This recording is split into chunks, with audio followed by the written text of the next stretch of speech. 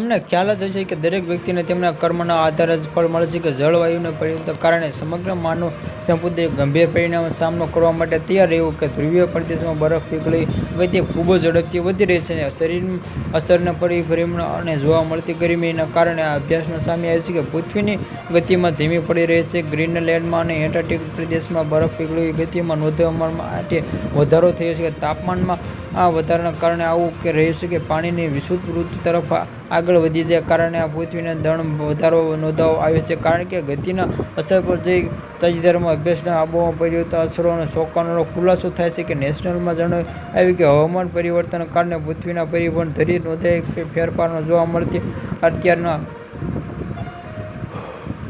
વિકલનના કારણે આ સર્જાયેલા વિરુદ્ધનું પૃથ્વીના ધીમે ધીમે શરીરના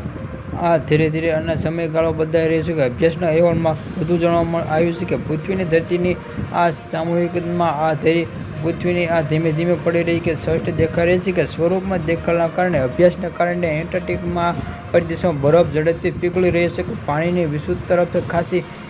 રહી છે કારણ કે દળ વધી રહ્યું છે કે ધીમે ધીમે પૃથ્વીની ગતિ ધીમે થવાને કારણે દિવસની રાતની આ ચાલુ ભવિષ્યની સ્થિતિમાં અભ્યાસના કારણે સહયોગ આપનાર સુરેન્દ્ર અધિકારીઓને જણાવ્યું. અભ્યાસમાં ચોંકાવનારો ખુલાસો થાય છે કે ગ્રીન હાઉસમાં જોડાવામાં 21મી સદી સુધીમાં આ પૃથ્વીની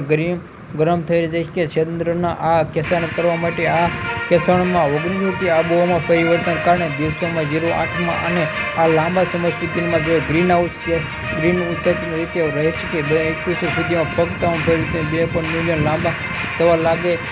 છે.